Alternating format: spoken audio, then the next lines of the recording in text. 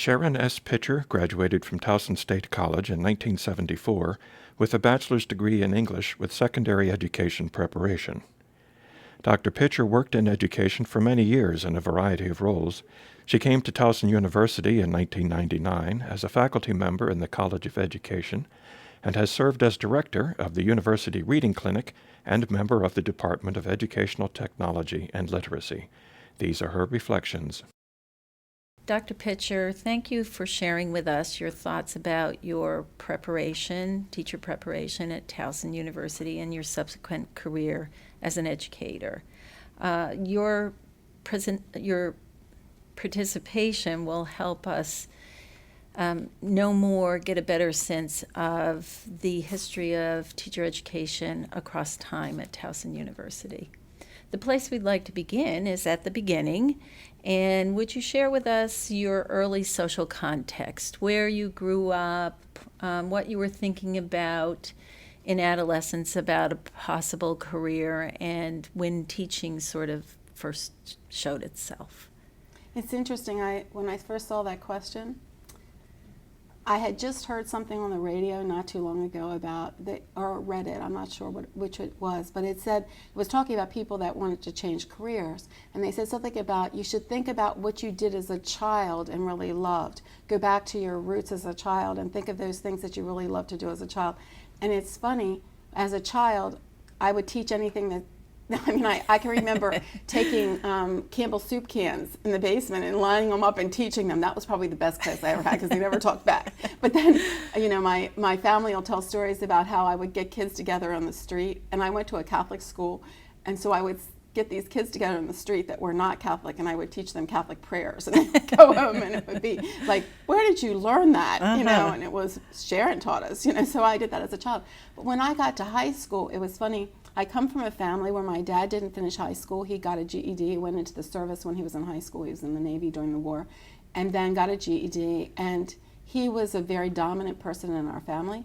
I was the oldest. So when I got to high school, I went to a Catholic high school. I went to Towson Catholic.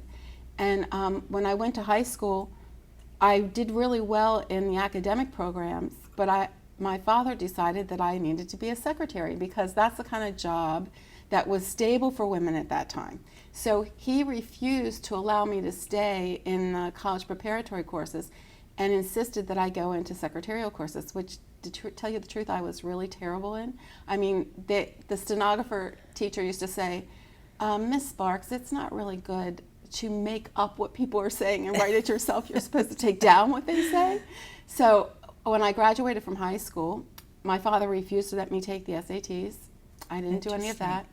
And so I went to work full-time and as a stenographer, and I was really terrible. But one of the things that was interesting is that the job that I got was for engineers who didn't write well. So they loved my kind of stenography. I just took the big words down and then wrote the rest. And so it was funny at the time, I had some time on my hands, and I decided that I would do my church a favor and teach religious education classes for them. So I taught a religious education class and loved it. And the person that was over the program just really loved what I did because I was doing really crazy things with the kids, and the kids loved it. So I think that's what started sparking my idea of being a teacher. But still, I went to Catonsville Community College at night, and my first major was advertising and marketing. And again, I used a lot of my creativity in that.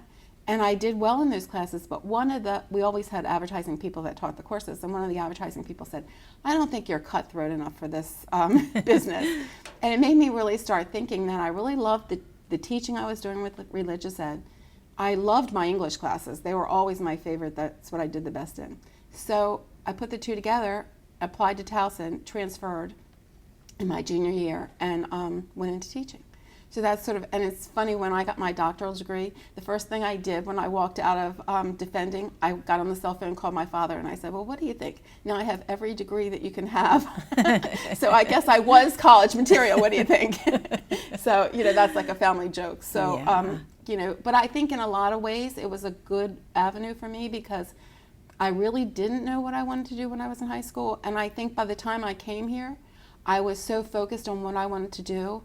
And I got so much out of my classes, and I loved what I was learning. So I think it was a good move for me. Why did you choose Towson? I'm trying to think of why I chose Towson. It seemed teaching in Towson at that time of at that time teaching. You went to Towson, and I actually had one of those scholarship help where if you taught for 2 years. I didn't end up doing that, so I ended up paying it back. But I mean, that's one of the ways that helped me to go into full time.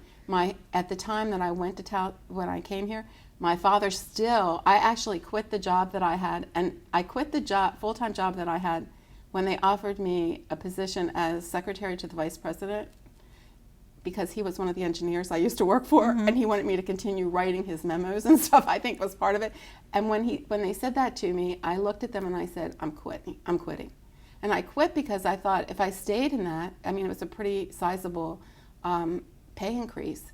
I would be doing that the rest of my life, and I hated it. I mean, I cried when I would go to work, and I hated what I was doing, and a lot of people around me hated what they were doing. And I thought, I'm going to make a choice to do what I want to do with my life, and I've always been glad I did that.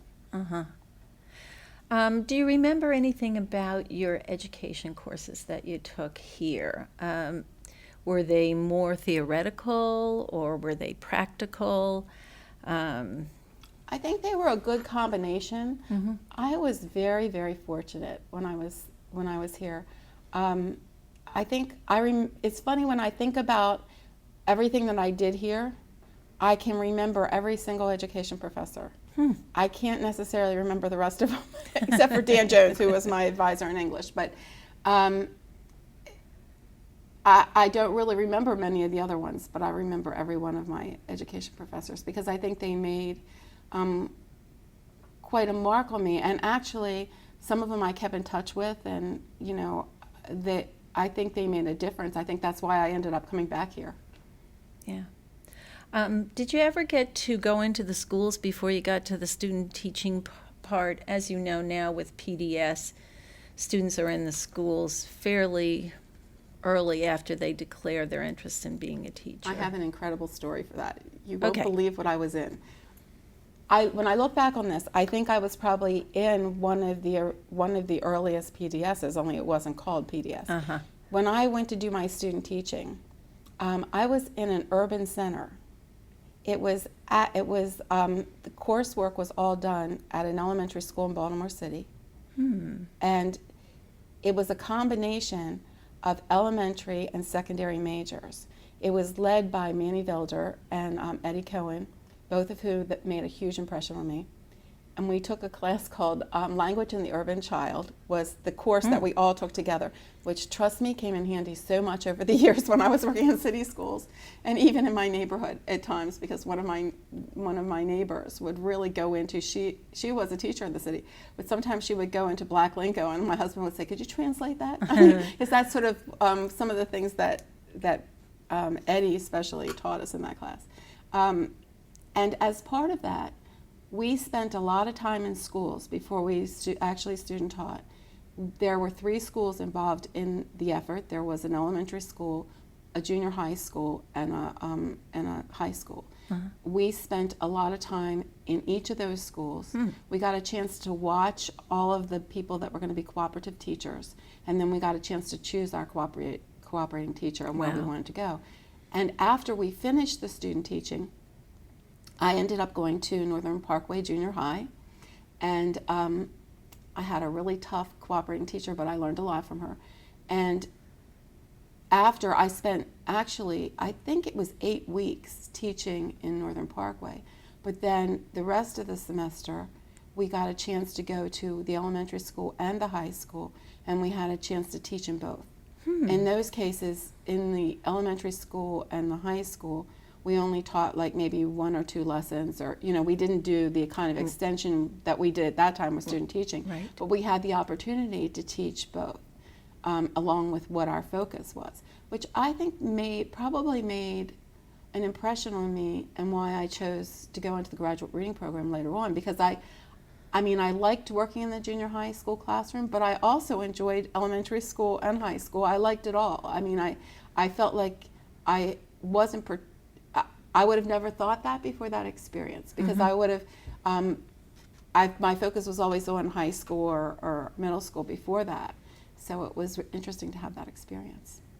With that kind of experience, how were you feeling long about graduation time, about your preparedness for being a teacher? Oh, I thought I was very prepared. I had no question about, it was funny, I had no question about what I wanted to do. And I was ready, but then there were some other circumstances that sort of got in the way. So you graduated in 1974, and you didn't go immediately into teaching, No, in a manner of speaking. So tell us what just took priority for you immediately. Well, I graduated on a Sunday, so you have to realize it took me like at least 6 years to get there. Yes. So I graduated on a Sunday and found out I was pregnant with my daughter on a Monday. I got married in January of my senior year. So I found out I was pregnant with my daughter on a Monday. And my husband and I just decided that my daughter should be the first priority. The thing that was sort of sad was when I graduated, it was one of those times, it's going into teaching is sort of like a cycle, I think, when I look at it over the years. And that was a year that was very tough getting a job, especially in English. I got, wouldn't you know, like 4 calls from different school systems. And it was like, oh no, I almost would have been happier if I didn't get calls, because then I would say, well, I didn't get any offers anyway. But I started getting calls, and my answer was, I felt like I should use the education I got with my own child first before I taught other people's children. So that's a good answer. Yeah, so what I did is I decided to go on for my master's degree. It was funny, I keep trying to think of why I chose reading, and I think it's because the reading courses I took were the ones that impressed me the most. My first course was teaching reading in the secondary school with Manny Velder, and I just thought that whole area of teaching reading was so creative, and it really matched with my English skills too. So then I took another course with Gloria Newbert, probably one of the first years she taught, and it just really, it sparked my creativity. It sparked the kind of things I like to do. And so when I decided that I was going to go on for my master's while my daughter was young, reading seemed to be the perfect answer. I don't even remember who told me about the program, whether it was Manny or whether it was Gloria or whether I just found it. But so I came in. It was funny, I can even remember I was telling somebody yesterday about how I registered, because kids today don't know about registration as it was then. You would stand in a line for hours and hours. Well, I came in and I was pregnant and I had morning sickness. I'm trying to think of who it was. I think it was either the department head of secondary or an associate dean. Somebody I knew in the College of Education saw me, and I said, I'm really sick, I'm pregnant, I got morning sick. He pushed me all the way up the line. It was the fastest I ever registered in my life, and got me into a course before I got sick.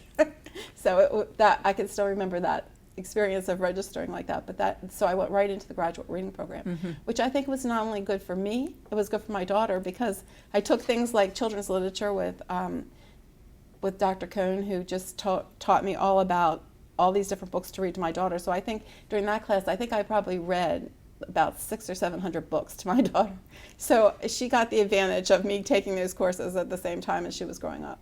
Absolutely. I finished the graduate program when my daughter was in first grade. And that's when I started work. So that was good timing. So she's older and she's in school now, and you're going to do something professional. You have time to do that and choose to do that.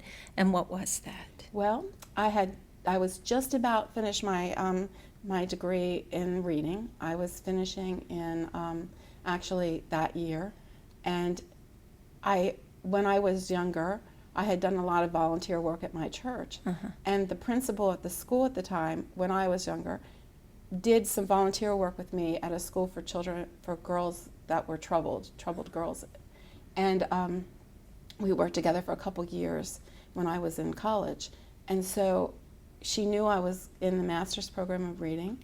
She decided the school needed a reading specialist. An interesting thing about my history is that that was the school I went to as a child. I was in the first grade of that school. So I sort of have a history of going back to where I was. But anyway, so I think that says something about the good experiences I had too as a child. But so she called me, offered me the job, and I started out as a very part-time reading specialist. I was, I think I was every morning, I worked every morning. There was a reading specialist there that was doing sort of tutoring before me. And she was like maybe 4 hours a week or something. So basically there was no program and there was no materials. When I went in, the room that they gave me was like this small little room off the school office. So right next to the room, to the wall of my office, which was open, it wasn't closed, it wasn't a closed room, was the PA system. And the closet in what they were calling the reading room had nothing in it, nothing. There wasn't a single thing in the closet. And I said, that's interesting. How am I supposed to teach reading? There's nothing in this closet. So the principal goes, yeah, that's a concern. She said, I'll take care of this. So that was maybe like on a Thursday or Friday. I come in on a Monday. What she had done is cleaned out other people's closets and put stuff in there. So I got things that were either never used or slightly missing pieces, like games, reading games and stuff like that. So that's how I started. And how long did you stay there? I stayed there for 8 years. I started out as a part-time reading specialist, and then I sort of made my job. The interesting thing about that job too, and this is again where I started making more connections with Towson. The principal says to me when she brings me on, I think I want you to do two things. I want you to do remedial reading for the kids that are struggling, but we really need a GT program, a gifted and talented reading program. I'm like, what? I mean, at that time, the reading program, the graduate reading program, was focused on remedial reading. I mean, the courses I had were like corrective reading, remedial reading, reading problems, that kind of thing. I was like, what? I had no idea. So, of course, the first person I would think of, although I never had a course from her, was Irene Hansen, because I had heard so many things about what she did with gifted education. So I came back to Towson and I met with Dr. Hansen, who was wonderful, gave me so many ideas, and then I went back and designed a program. And basically, I never took a course from her. I just learned from her and designed a program. And so I taught gifted and talented, and I taught remedial. And eventually, we moved it up all the grades. The interesting thing about the GT program is I started the program by teaching the first and second grade.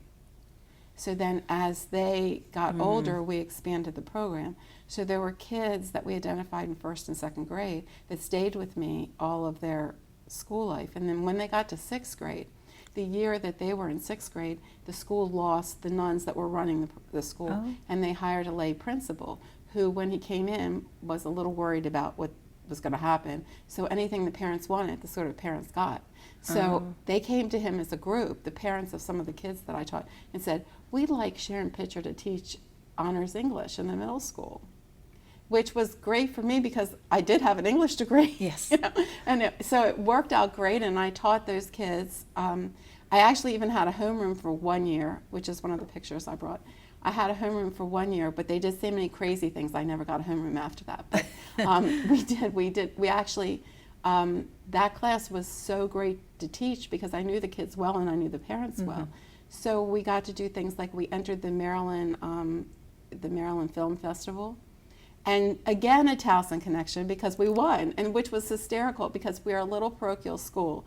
We had no equipment, and we were competing with the public schools that had library media specialists, and they all had all this fancy equipment. I had a camera that took slides and a slide projector, so we designed this whole slide presentation.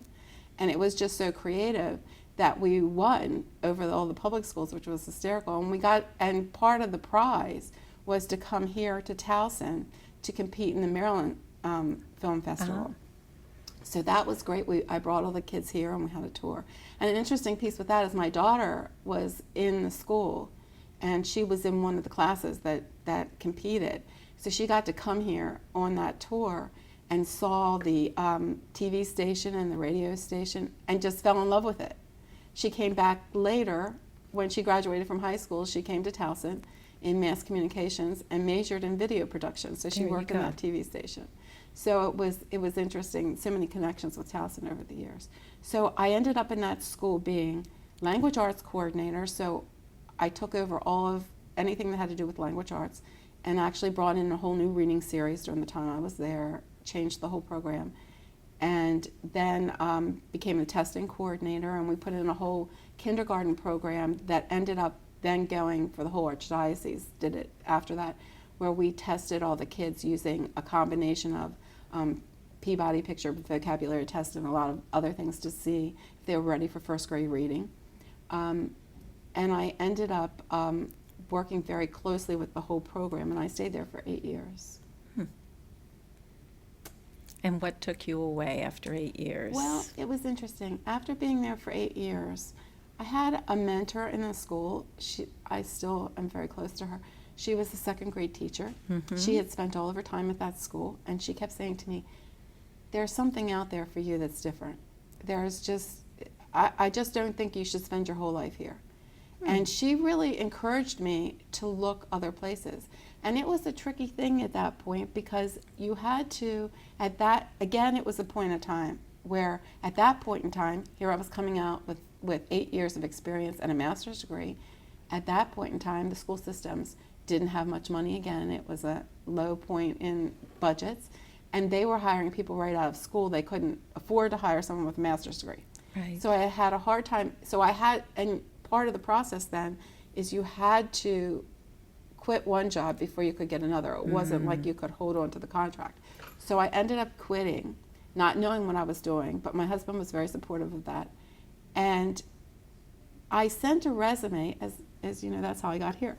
I just sent out a resume to the person that was at that time the supervisor of adult literacy, just thinking that's one of the beauties of a graduate degree in reading, is like I was certified from K through college. So I thought, well, you know, I might try teaching one of these adult basic education classes. That might be something different. So I sent her a resume, and I also sent a resume to Catonsville Community College, which I had gone to at one time. So I sent them a resume for developmental reading. I ended up getting an interview with both, and I had a really good connection with the supervisor of adult literacy, and she said to me, I think I want you for more than just teaching an ABE class, which is the adult basic ed. She said, I really think I'm starting this new program. We've just gotten this big grant with local government to do a welfare to work program.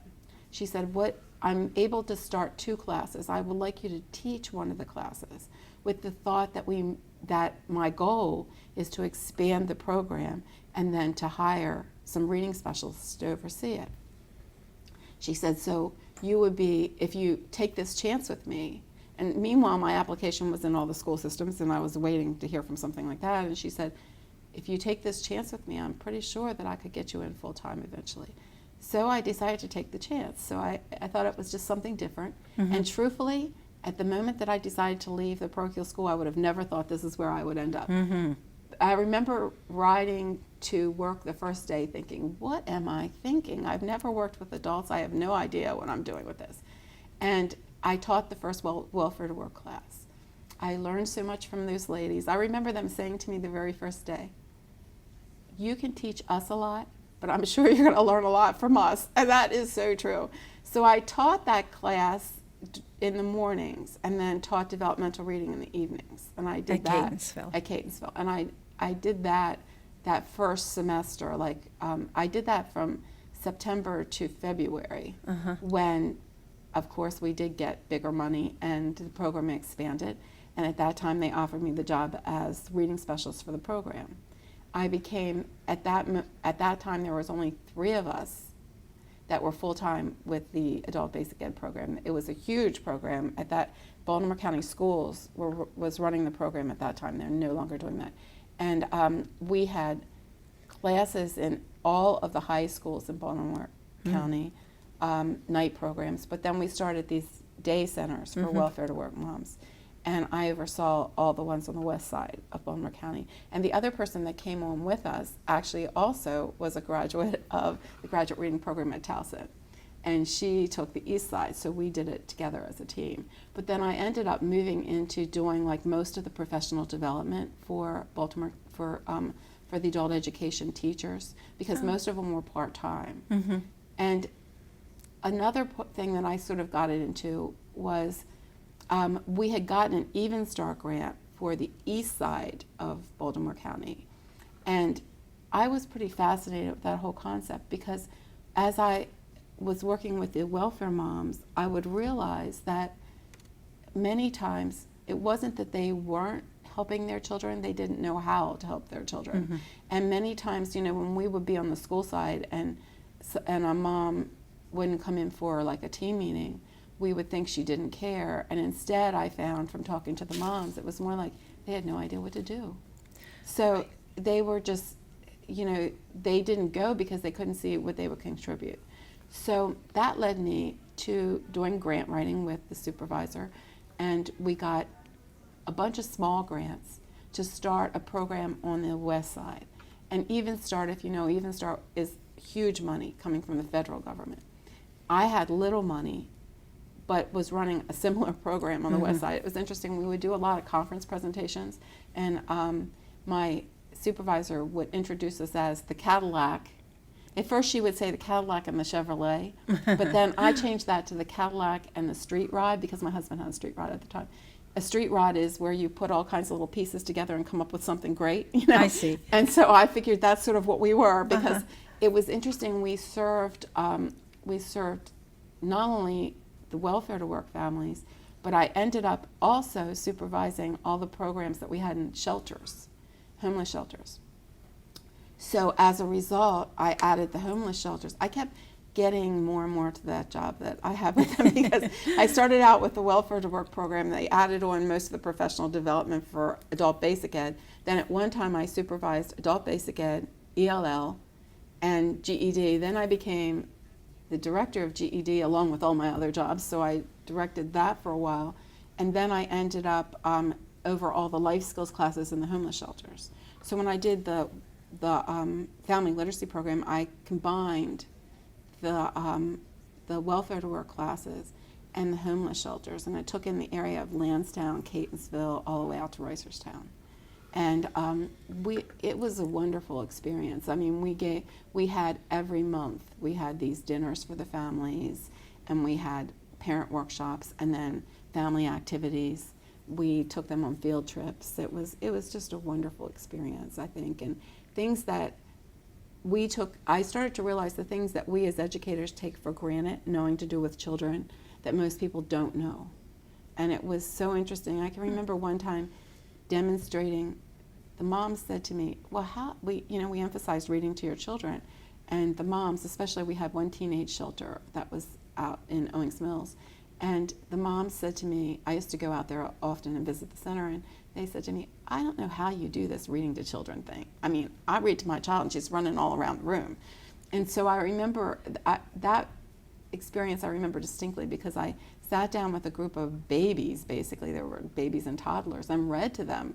And I started to realize the things I did just naturally. The mothers, I look up and the mothers are like hanging on everything I was doing. Like, wow, and I'm thinking, this isn't wow to me, this is natural for me. And so a lot of those experiences just helped me to just step back and say, why did I do this? Or why would I do this with children? And to teach them how to do that. It was, and the first time when we started it, we had not a big, but a sort of medium MSDE grant. And part of it was that every workshop I gave was videotaped and sent to MSDE. So that was an interesting part of the experience.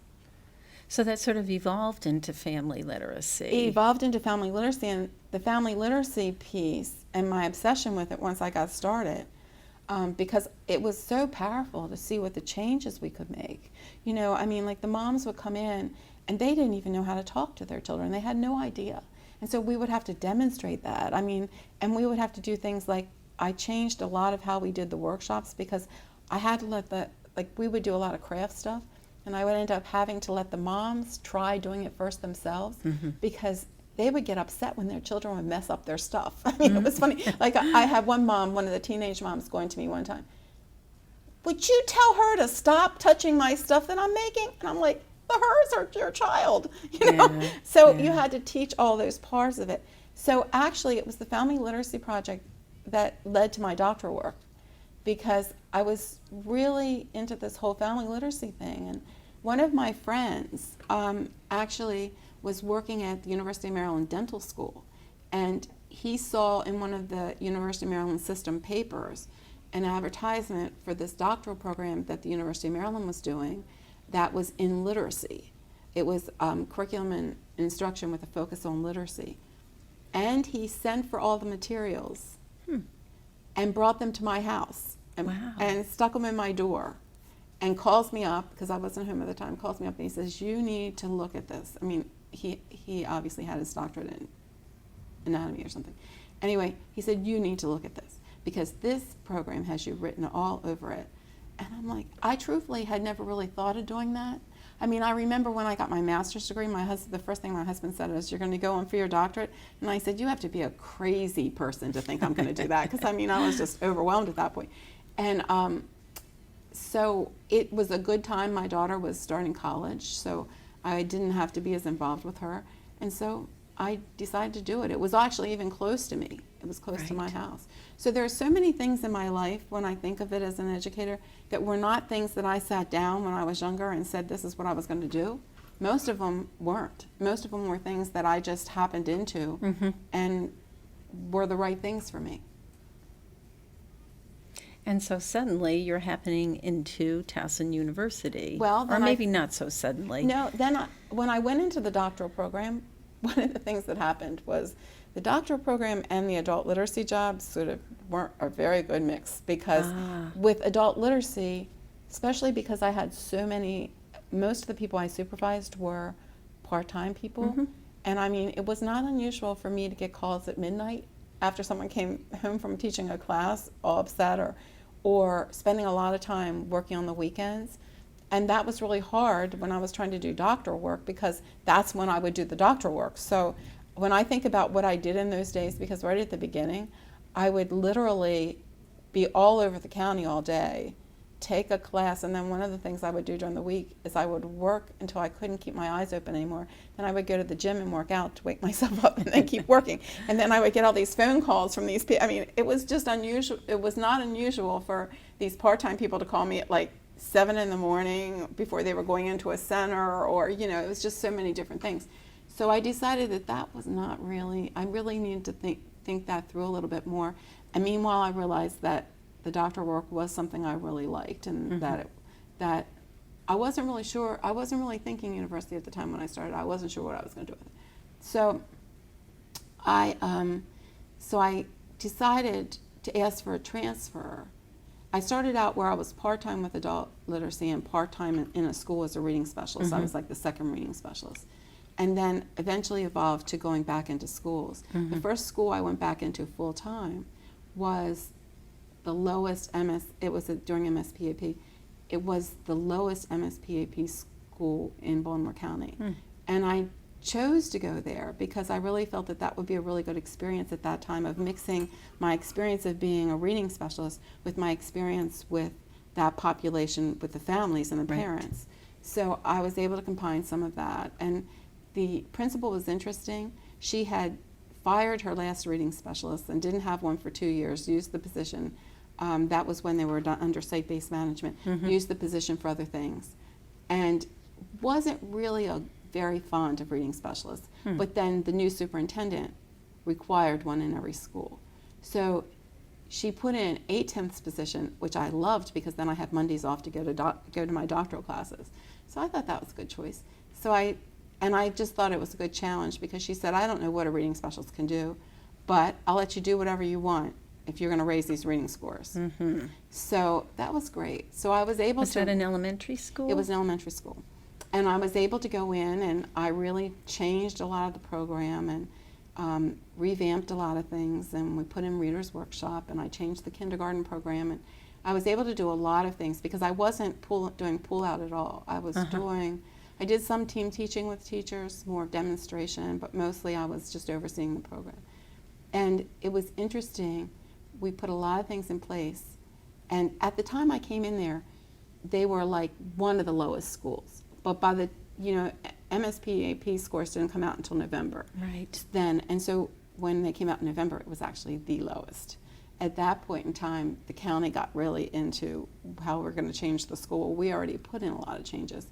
but the first thing was the superintendent came to the school, called me in and said, oh, well, we need you full time. So that 8/10 didn't last for very long. So I then was full time in that school, and we actually did change the scores. They went up 35 points in Wow. 1 year. But the interesting thing was the county, the principal had been brought in by the former superintendent, and so the present superintendent pulled her out in February. And we had a change in administration, which didn't end up being too good, I didn't think. But meanwhile, we had already pulled the scores up. So at the end of that year, I actually decided to take a change. And that point in time, I decided, full-time reading specialist is also a lot of time-consuming work, because there was a lot of things that I did after school and everything. So I thought, well, you know what, I'm going to make my own job. So at that point in time, because I knew a lot of county people at that point in time, and so I changed my job then to primary reading specialist in 2 different schools. I shared a job with someone that I knew from, she had worked for me in adult literacy at one point, and found a job in another school that already had a reading specialist. So that way I found that at that point in my doctor work, I didn't have as much experience with K and first at that point, and I wanted more experience, especially in kindergarten. Because the elementary school I worked in didn't have a kindergarten, and there was a lot of research at that point about what you could do with early literacy. So I went into 2 different schools, 2 very different schools. One was Cromwell Valley, which was a PDS at that point, and I actually became the PDS coordinator for that school. And then the other was Chadwick, which was over in the area. It was over in the security area, so it was over in the area that I worked as when I was doing the Family Literacy Project and adult literacy. So that was an interesting combination, and that worked pretty well for me. So, and at the same time, I designed a course on teaching for literacy, which I then sold to the school system to do for in-service teachers, and that's what my dissertation was about: designing that course, and then how to follow up the course and see if the teachers were making the changes that the research suggested. So I was able to do some extra work for them and then make it part of my dissertation.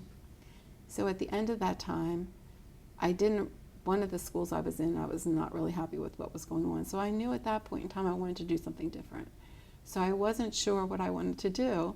So I sent you Avita again. That's my way of getting into every job I got, I think.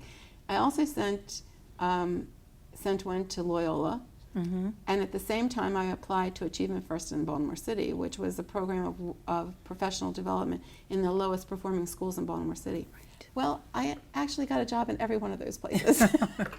So for a year, I did all of those. I was part-time here as a lecturer my first year.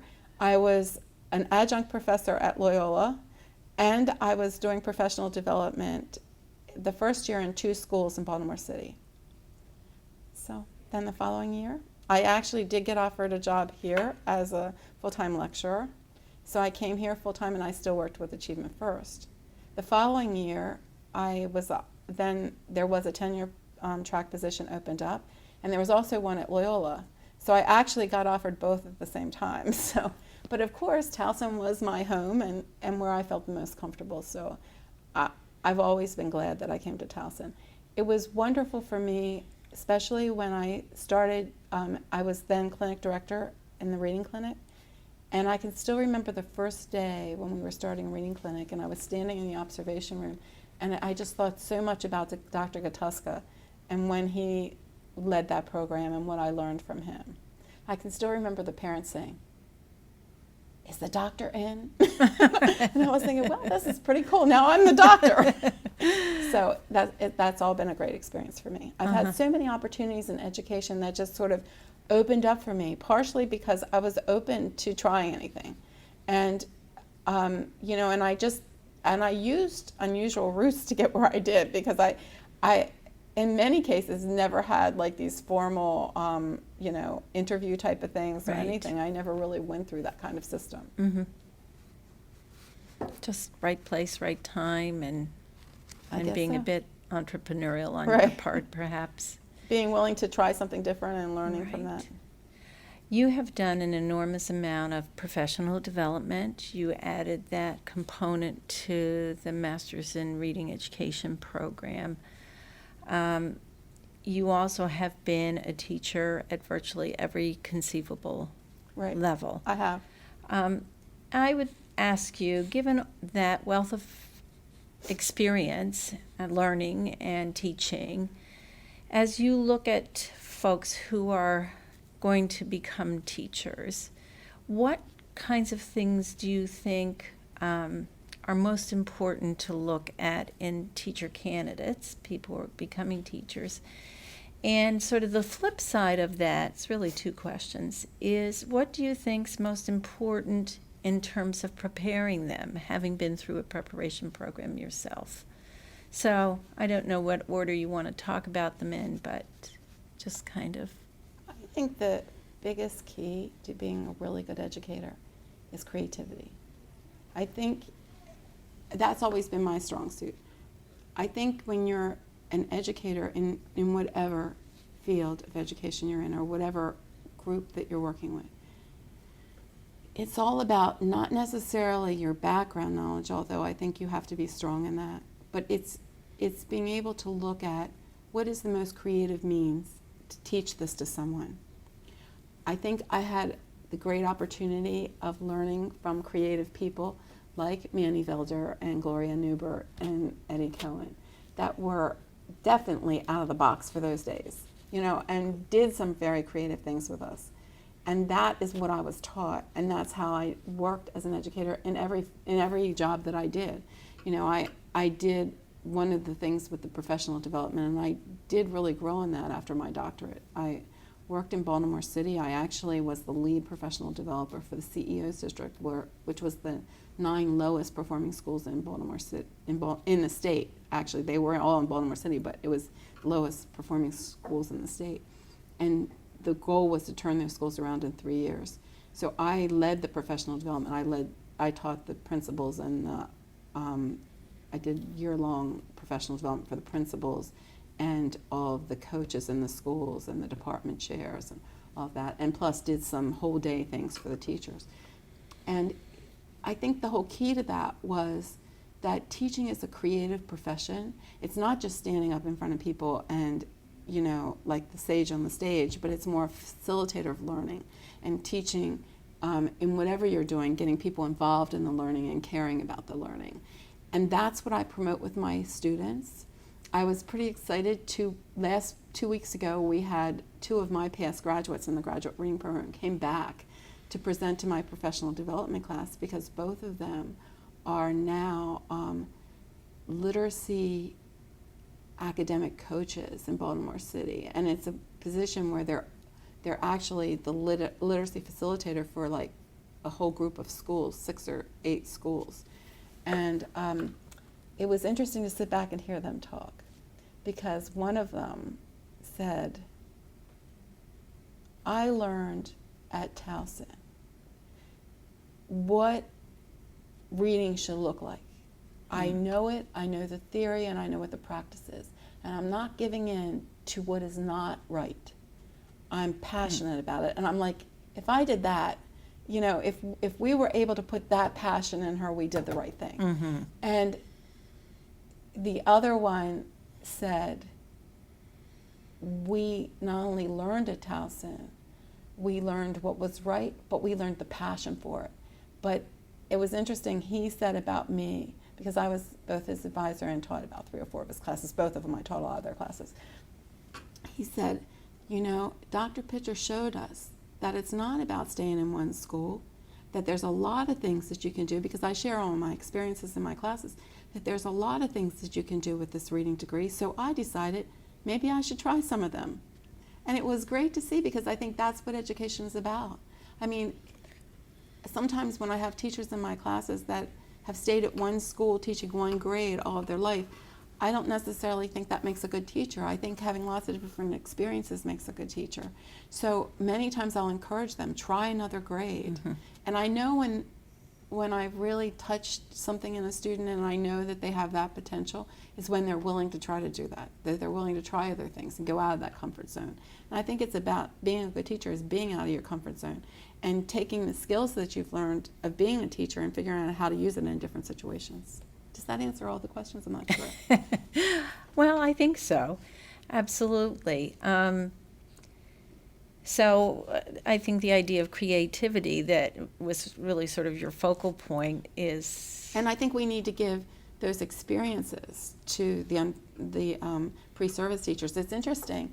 In all of my experience with teaching on the college level, so far all of my experience has been with graduate students and for the most part in-service teachers. I've had some in the graduate program where we'll have people that come from undergraduate to graduate, and I've worked with them on like first teaching experiences and that kind of thing. But most of my experience so far has been in teaching in-service teachers.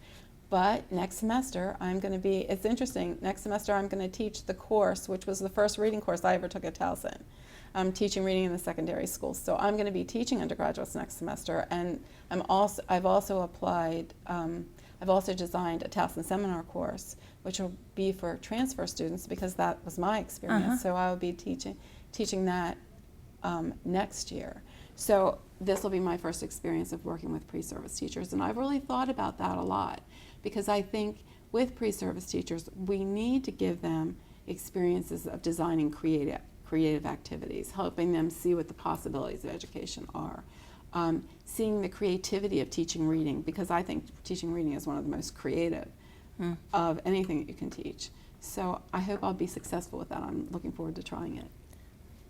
Well, it's a new venture. Yeah, and it's a circle for me. It's always a circle for me to be coming back to the first reading course I took. Now I'm going to teach it, so that'll be fun. So you've worked both with current teachers and you worked with pre-service. You will have worked. I will, yeah. After this, so you will have caught both. What will you say to folks, young people, who are thinking about that career in education? You will have those kinds of students. Right.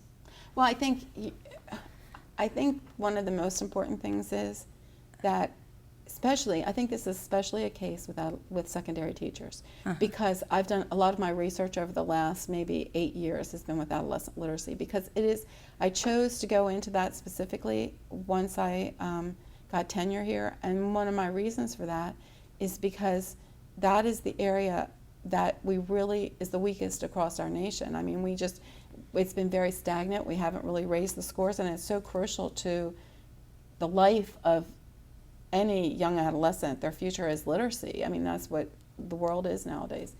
And one of the things I think that is really important about secondary teachers is it's got to be the teaching first and not the content first. It's got to be that you want to be a teacher. It's got to be that you love the concept of teaching, not that you love English or not that you love science or not that you love math. And I think that's what makes all the difference. When I was working in the city schools, many times I had resident teachers that were in the schools that I was working with, and I would spend a lot of time with them.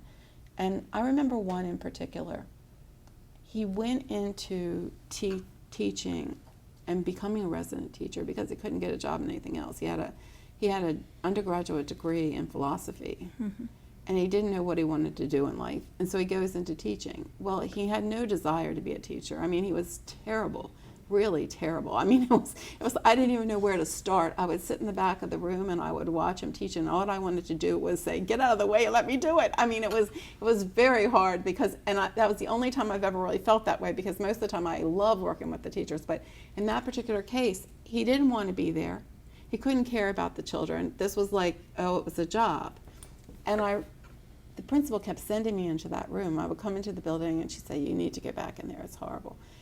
And I didn't know where to start. So one day I came in when he was having lunch, and I sat down from him and I said, "You really need to quit this job. This is not," I said, "You're hurting yourself and these kids. This is not what you should be doing, because you just are not a teacher."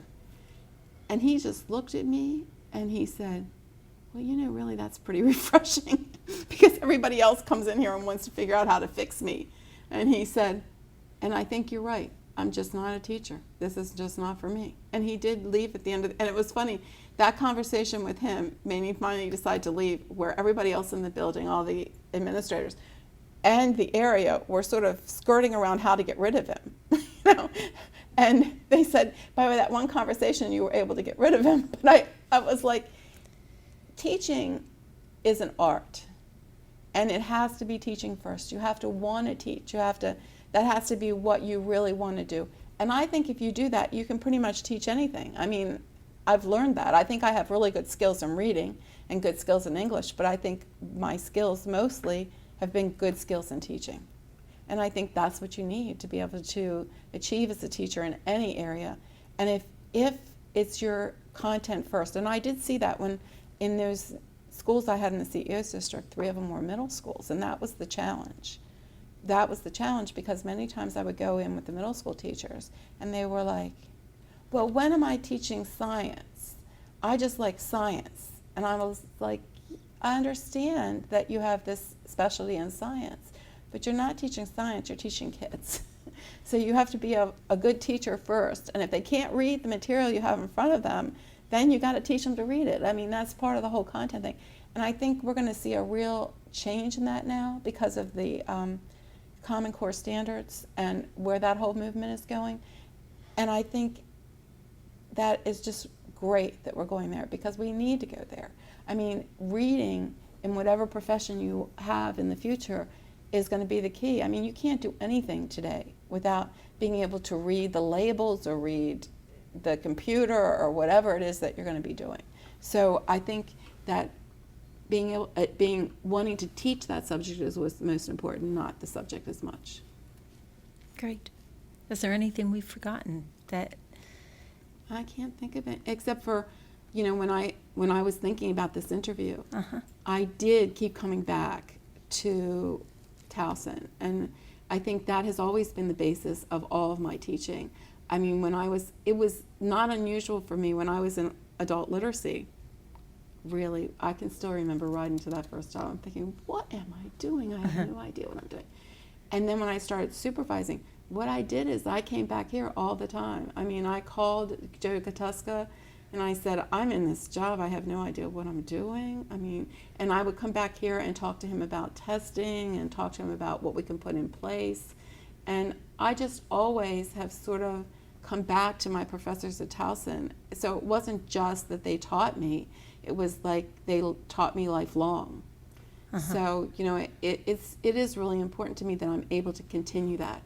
That I think there's a tradition, because I have my roots in Towson, that as I teach in the graduate program, I'm the only person, well, now Shelley does too, but Right. I'm the only tenure track person that does have the roots in Towson. And I believe that as a result of that, I see this cycle of continuing what I learned and passing on some of those things to the people that I teach.